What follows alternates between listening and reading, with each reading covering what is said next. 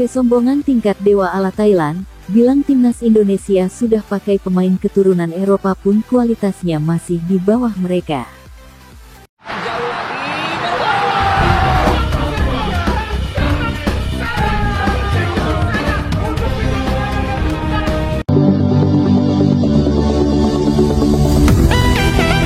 Beberapa waktu lalu, anggota Exco PSSI, Sumarji telah mengirim surat undangan uji coba kepada Federasi Sepak Bola Thailand (FAT) dan sejauh ini belum ada kabar pasti apakah matchday timnas Indonesia vs Thailand akan terlaksana atau tidak. Namun baru-baru ini, Madam Pang, Presiden FAT justru mengeluarkan statement yang dirasa cukup arogan, di mana ia mengatakan jika untuk saat ini level Thailand masih berada di atas Indonesia.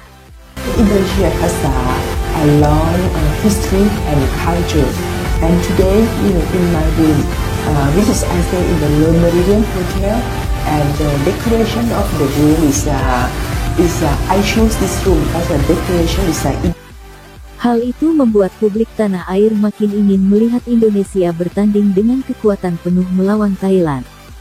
Sebab, sejak terakhir kali bertemu di final AFF 2 tahun lalu, Indonesia sama sekali belum pernah lagi melawan Thailand di level senior. 우리가 우승을 못 한다고 얘기할 수도 없다. 나는 분명히 결승까지 갈 수 있다. 그러니까 믿고 따라가라 했던 부분. 그러니까 선수들한테 자신감을 계속 심어줬던 부분이 지금 우리 선수들이 너무 잘. Seperti diketahui, pelan tapi pasti peningkatan level timnas Indonesia di bawah pelatih Sintayong memang nyata. Dan sudah banyak pihak yang mengakui hal tersebut, di mana itu dibuktikan dengan segala pencapaian Indonesia, khususnya di Piala Asia U23 2024 lalu. Harus diakui salah satu faktor penunjang naiknya level timnas Indonesia tak terlepas dari masuknya para pemain diaspora. Nama-nama angkatan awal seperti Elkan Bagot, Jordi Amat, Sandy Walsh, Sain Patinama, Ivar Jenner, dan Rafael Struijk. Kemudian ditambah nama-nama baru seperti Justin Hubner, Nathan Chuaon, Jay Izes, Tom Haye dan Ragnar Oratmangun benar-benar membuat timnas Indonesia kini sangat kental dengan sepak bola Eropa. Terbaru, Kelvin Verdong dan Jans Raven juga telah menyelesaikan proses naturalisasi. Belum lagi, jika nanti proses Maarten Paes bisa segera kelar, dan 7 pemain diaspora U20 hasil belusukan Coach Indra Syafri, pada akhirnya membuat kedalaman skuad Garuda harus diakui cukup mewah apalagi jika ukurannya adalah ASEAN. Nah, melihat hal tersebut, wajar jika banyak yang menyebut kalau Indonesia kini layak disebut sebagai tim terkuat di ASEAN. Apalagi, setelah 3 kali beruntun dan clean sheet saat menghajar Vietnam di Piala Asia dan kualifikasi Piala Dunia 2026, membuat Indonesia wajib diwaspadai. Namun, bagi Madam Pang, semua itu dirasa belum cukup untuk bisa dikatakan kalau Indonesia udah ada di atas Thailand. Ya, saya tidak yakin soal itu Indonesia melampaui Thailand.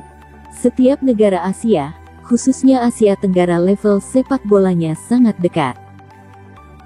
Bahkan ketika kami saat ini ranking FIFA 101 teratas di ASEAN, tapi setiap negara telah berkembang level sepak bolanya, ucap Madam Pang, dilansir dari channel Harimau Malaya. Mendengar ucapan dari Madam Pang, tentu saja membuat publik gregetan sekaligus penasaran, sebab Indonesia belum pernah melawan Thailand dengan kekuatan yang sekarang. Itulah kenapa harapan untuk terrealisasinya pertandingan FIFA Matchday antara Indonesia melawan Thailand bisa terlaksana. Akan tetapi, semua itu kembali lagi tergantung dari hasil Indonesia di kualifikasi Piala Dunia 2026. Di samping itu, Coach Sintayong sendiri merasa kalau sekarang ini timnas Indonesia sudah sangat berkembang dan tidak layak lagi untuk dianggap remeh. Bahkan, di PL Asia level senior lalu, Coach Sin benar-benar merasa geram kepada semua pihak yang sudah menganggap Indonesia hanya akan jadi pupuk bawah di fase grup alias kena hajar tanpa perlawanan. Namun, Nyatanya dengan skuad termuda yang dimiliki Indonesia mampu menunjukkan determinasi kuat sampai akhirnya lolos 16 besar untuk pertama kalinya dalam sejarah.